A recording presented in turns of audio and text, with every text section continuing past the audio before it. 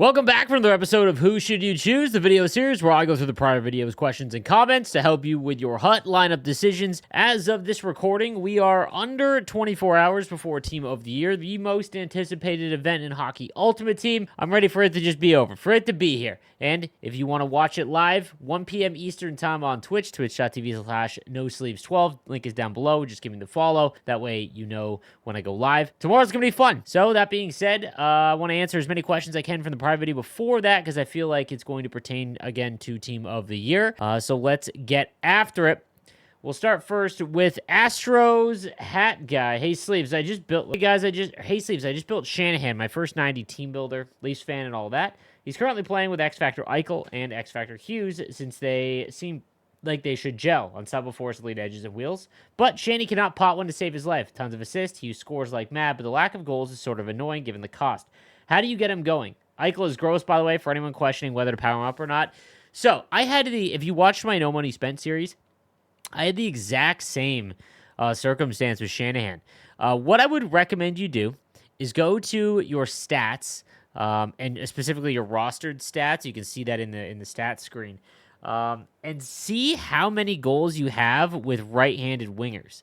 It might simply be that you don't score a lot with right-handed wingers, that you are scoring off the rush with lefties, or it's just the way that you normally go.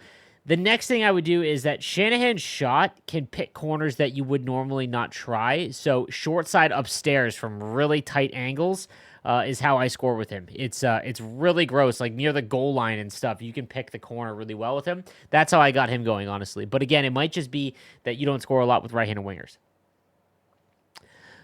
Maze Jolt says, can you smell it? Team of the Year is 1 day from now. Let's get it. Question is it time to sell Mr. Hockey? He'll be out of my team as soon as I make all 3 Team of the Year forwards, and yes, I will make all 6 of them. And he is already on the 4th line, and he is tradable. So should I sell and buy up everyone's favorite word, fodder?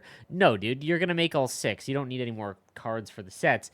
That being said, remember that Gordie Howe is going to go up in overall every single month and will be a guaranteed 99. Okay, you can sell him right now for like $250K. That's not worth it. Just keep him, and if he's not going to make your team, that's fine, but know every month that eventually he's going to get like a big speed increase. Like when they go up in overalls, even because of all the other overalls that'll hit 99, speed will eventually go up by +2, and like that's the upgrade you're looking for. So no, I would keep Gordie Howe. Brooksy says, hey, what's up, Sleeves? Happy New Year's to yourself and the fam. After playing with Quick Pick active on Willie Mitchell, I find it very effective, but not in the way I intended. I think Quick Pick simply allows the AI to intercept passes in a way they should always be able to. It would be interesting to see if they could patch in so every player has Silver Quick Pick active for 0 AP. I like this. It would shore up a lot of forces a little bit at least. So there is something called the pass intercept model. I don't know if it's still in the game, but they effectively turned it off 1 year and then turned it back on, and I feel like it's just off. But yeah, the pass intercepts are a little bit better since the most recent patch where they addressed it. It still needs to be a little bit more. I play players that just, again, I think that throwing it through the middle, there are instances where that's a good play, but it is a terrible hockey play when there are 2 defenders looking at the pass and with their sticks in lanes and just don't make a motion for it. That's what I get frustrated by, because, you know, if someone is defending it and they're backing all the way into their goalie and their stick is not, you know, in a position to actually intercept the pass, that's not that bad. That, like, you're taking advantage of the situation. But when, like, they're looking at it and all they've got to do is move their stick a half inch, they'll be able to intercept it. That's when it's got to stop. Drummer Guy Cam says, hello and good day. I know that your goalie is only good as your defense, but I wanted to know if you've had any feedback on the Price Hut Champs card. Thanks, love the vids. Yeah, not as good as prior years Carey Price from my community, at least. Not worth it, it appears. Hey, Slaves, I was wondering why Nick Suzuki Evo has 80 endurance, but his X Factor has 84 endurance. I want to use his Evo card, but his stats are not as good as the X Factor, even if they are the same overall.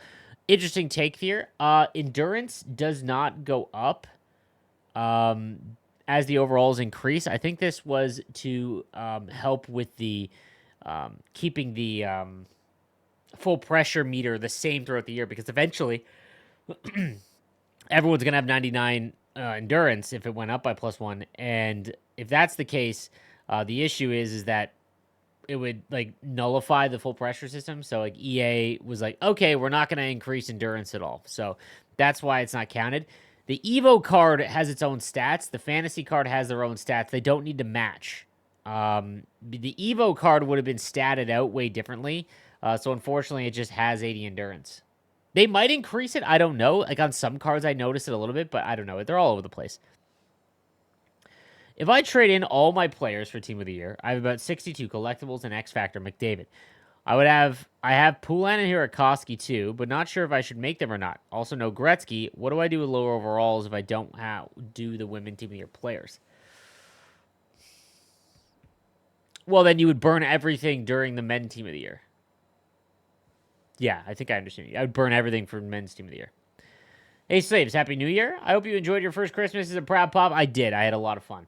And had a lot of fun with the fam. Thoroughly appreciate and enjoy the content. Hope you continue for years to come. I don't plan on going anywhere. Knock on wood.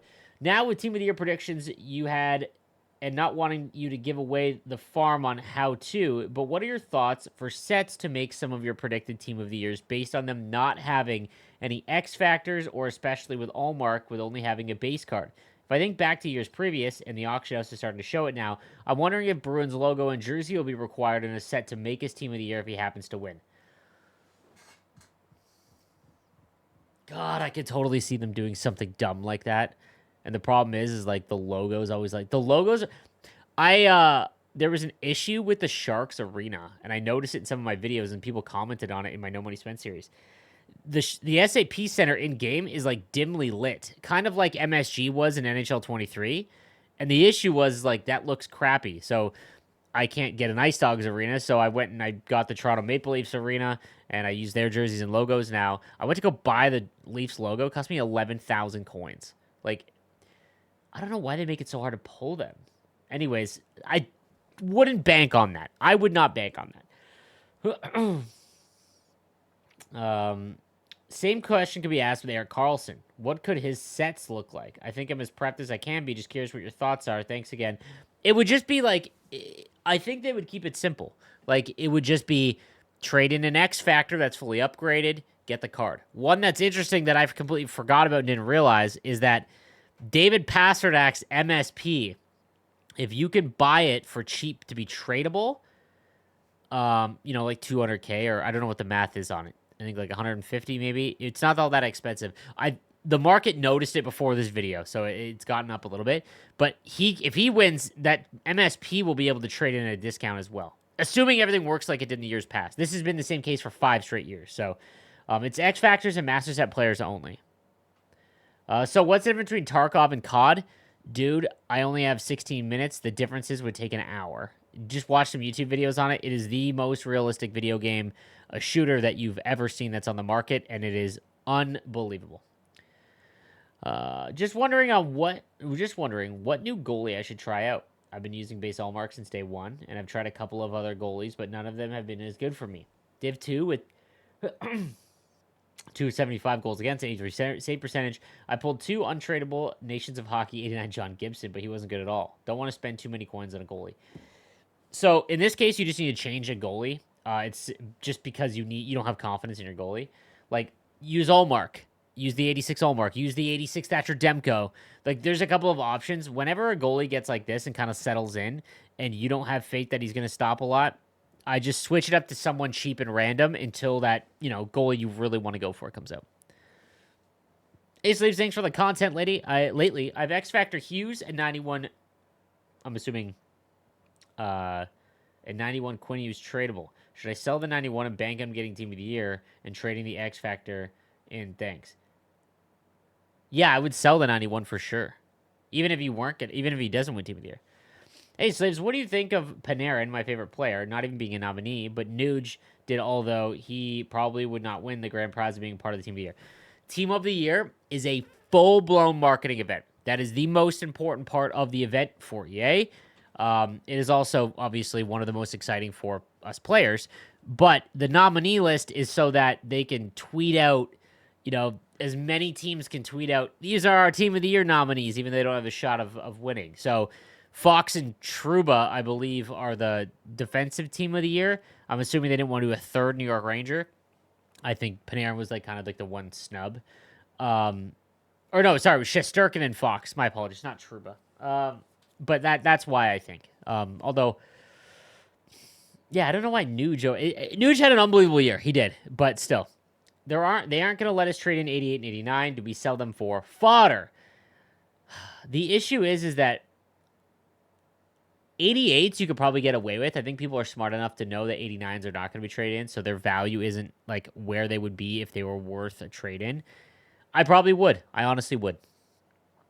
Hey, Sleeves, Happy New Year to you and yours. Have fully upgraded X Factor McDavid and McCarr. If I only have enough resources to turn both into player of team of the year or create a new team of the year, which path is best? So, the thing about X Factor McDavid is that, like, I think wheels on him separates him to a tier that is, like, unmatched. And if his team of the year doesn't have wheels, it's still going to be a better card because it upgrades for free. Oh, man.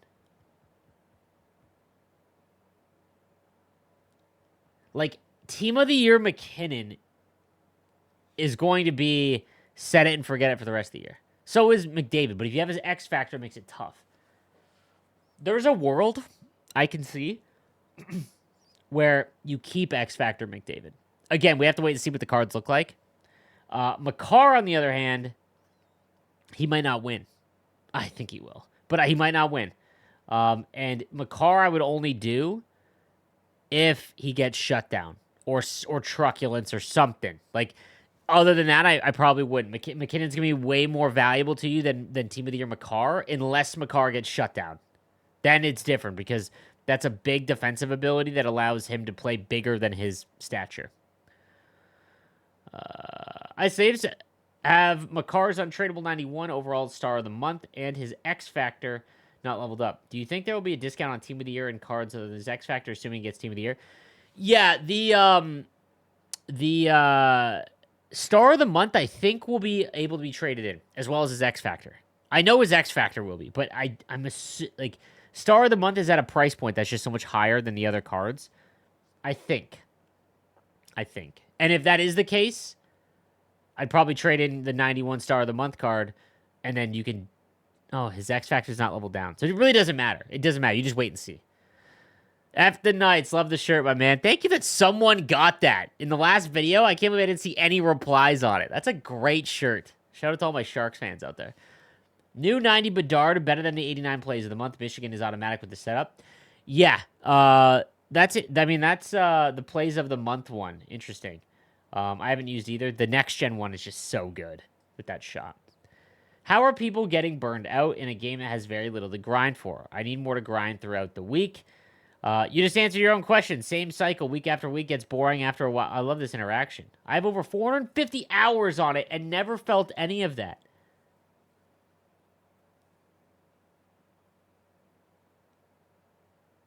I don't know how to answer that question. If you are not bored, like, here's the thing. Obviously, we're not entirely bored because we're still playing the game, myself included. But there are times during the week where I'm like, ugh, gotta do my rivals. Like, you know what I mean? Like, it's not, like, you know?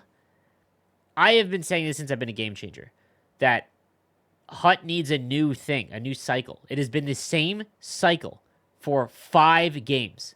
Any other game, and the community would have shut the game down. But because this is the only hockey game we have, we just accept it. And World of Chell is bigger than Hut. But, like, it's mind-boggling. If you're not burnt out with 450 hours played, like, that's impressive, man. Like, you know, I love hockey, so when I get burnt out of the game, I just go watch hockey. Yo, Slaves, what do you think would be the best event to put out since Team of the Year is done? Obviously, people will have no fodder left for the event. Do you think it'd be something fun like Style Icon, or an event that is supposed to be taken seriously? So what they used to do, if memory serves, is they put out the next gen event, because the next gen event, in my opinion, is one of the most exciting every year, because it gives the face cards, or the cards that don't have headshots, like Logan Cooley and all the guys that we got, they aren't in the game because they don't have headshots. So they use an event so that they can put the card art in the game and allow the players to use the cards. That was the perfect event, but they did that early, which I don't disagree with. I think it's fun to do it early. I don't know. The event after Team of the Year is usually pretty tough. Like, they are going to have to go above and beyond to give every card, like, the perfect ability combo with things like that.